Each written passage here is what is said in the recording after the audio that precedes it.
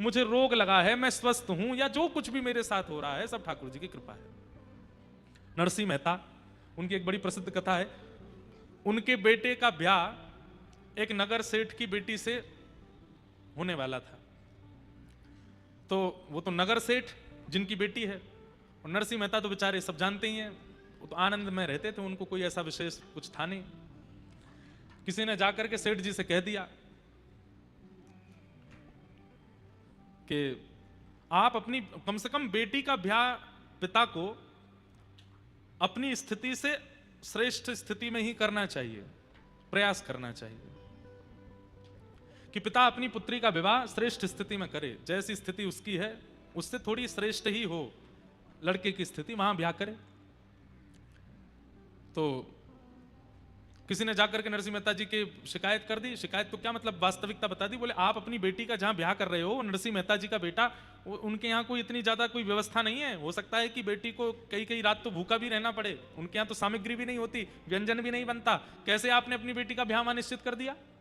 तो पिता को बड़ी चिंता हो गई कि भाई मैंने तो बड़ी प्रशंसा सुनी थी। बोले कि संत महात्मा तो उन्हीं के गुण गाते हैं, उनसे सुन लिया होगा, अब क्या करें, रिश्ता तो पक्का हो गया। बोले रिश्ता सीधे मना कर दो। बोले सीधे मना करना अच्छा नहीं लगता है, तो क्या करें? बोले दूसरे तरीके से मना करो। बोले क्यों? इतनी व्यवस्थाएं उनको बता दो बारात में लाने के लिए कि वो अपने आप ही हाथ खड़े कर दें, वो कह दें कि मैं तो कर ही नहीं सकता। नरसिंह मेहता जी को एक पत्र लिखा लड़की वालों ने, और उसमें लिखा कि हम चाहते हैं हमारे दूल्हे राजा जो हैं वो ऐसी शेरवानी पहने, उसमें नवलखा के हार पहने, सोने के कड़ूला पहने, उनमें हीरे जड़े होने चाहिए, जूती ऐसी सोने की होनी चाहिए, पोशाक ऐसी होनी चाहिए, पगड़ी ऐसी होनी चाहिए। ये तो दुल्हा की बात। अब घोड़ा कैसा होना चाहिए? श्वेत रंग का घोड़ा होना चाहिए, उसमें एक भी काला धब्बा नहीं होना चाहिए, उसके ऊपर ऐसी चुनरी होनी चाहिए, हमारे ऐसे होना चाहिए, कम से कम 10 हाथी आगे पीछे होने चाहिए, हमारे जो बेटी के होने वाले ससुर जी हैं वो हाथी पर बैठ करके आवे, सासू माँ हाथी पर बैठ के आवे, और इतने घोड़े होने चाहिए, इतने हाथी, इतने ऊंट, इतने ये, इतने वो, ऐसे बैंड बाजे होने चाहिए, ऐसे नगाड़े बजने चाहिए, बारातियों की पोशाक ऐसी होनी चाहिए। इतना लंबा चौड़ा पत्र लिख करके भेजा।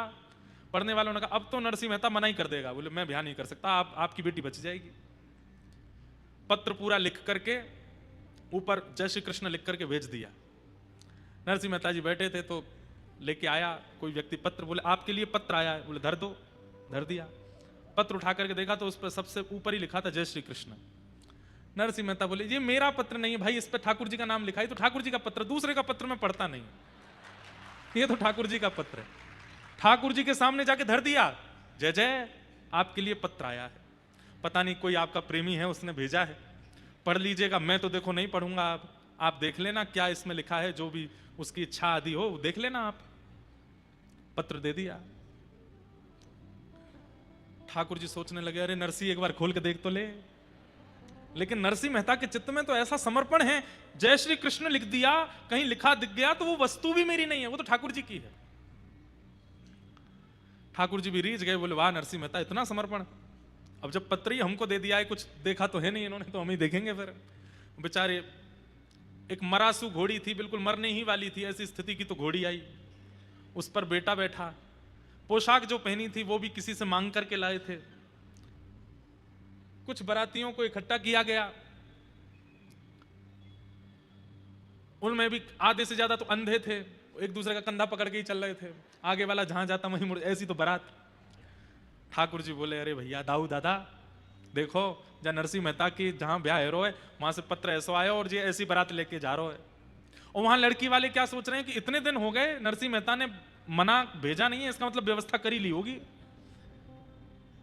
इतने में क्या देखते हैं कि एक गली में से महाराज खूब सारे हाथी आ गए और लोग लेकर के आए। नरसिंह मेहता बोले भैया कहां से आए? बोले कि वो आप उन सेठ जी के यहाँ एक बार कीर्तन करके आए थे ना, उनको पता चला आपके बेटे की ब्याह है तो उन्होंने हाथी भिजवाए हैं कि आपकी बेटा की शोभा हाथियों से होनी चाहिए।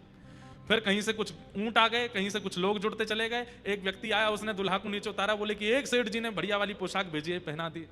करते करते देखते नरसिंह मेहता बोले अपने आप ही सब होता जा रहा, हम तो किसी को जानते नहीं, कौन से सेठ के यहाँ से हाथी आए, कहाँ से ऊंट आ गए, कहाँ से पोशाक आ रही है, सब व्यवस्था अपने आप होती जा रही है। बढ़िया ढोल नगाड़े बजाने वाले भी आते गए, सब व्यवस्थाएं होती चली गई। यहां लड़की वाले बोले कि भाई बारात आ रही होगी, कोई पता तो करो कैसी क्या बारात है। कोई देखने के लिए गया, लौट करके आया, वो कहे सेठ जी ऐसी बारात देखी सुनी तो बहुत दूर की बात, किसी ने चिंतन भी नहीं की होगी ऐसी बारात आ रही है। बोले कैसी बारात है? बोले चलो छत पर चल करके देखो। ऊंची अटारी पर जाकर के देखा महाराज, दूर से देखा तो जहां तक दृष्टि जा रही है वहां तक लोग केवल झूम रहे हैं, नाच रहे हैं, गा रहे हैं, ऐसे ऐसे रत्न, ऐसे ऐसे आभूषण पहन करके, इतनी सुंदर सुंदर नारियां, इतने सुंदर सुंदर पुरुष, ऐसे सुंदर सुंदर हाथी, हाथियों ने भी सुंदर सुंदर आभूषण पहने हैं। और तभी दृष्टि पड़ी तो क्या देखा? बारात में दुल्हा भी है, हाथी भी है, सब कुछ है, लेकिन बारात में सबसे आगे एक हाथ में सुंदर छड़ी लेकर के श्याम वर्ण के द्वारिकाधीश चल रहे हैं, और दूसरी तरफ अपने हाथ में छड़ी लेके साक्षात श्री बलराम जी महाराज चल रहे हैं। नरसिंह मेहता को नहीं पता कि ठाकुर जी चल रहे आगे, उनको दिखाई दे रहे हैं। भैया हम में ऐसा समर्पण कब आवेगो? हम ये नहीं कहते कि भाई आप इस कथा को सुनने के बाद, इस बात को सुनने के बाद में जानबूझ करके ऐसा कुछ करो कि घर पे कोई पत्र आया था तो वो जरूरी आपने धर दिया ठाकुर जी के सामने, महाराज जी बता के गए थे कथा में। ये तो चतुराई है। नरसिंह मेहता चतुराई में नहीं कर रहे हैं, वो स्वाभाविक रूप से ऐसे हैं, स्वभाव ऐसा हो जाए, सुन करके नहीं करना है, स्वभाव को बनाना है। आजकल ऐसा होता है कि कथा सुनने के बाद में, सत्संग सुनने के बाद में व्यक्ति सुनी हुई चीजों को करने का प्रयास करता, अच्छी बात है, पर वो क्रिया शरीर में नहीं आनी चाहिए, वो आपके स्वभाव में आनी चाहिए, वो आपके विचार में आनी चाहिए।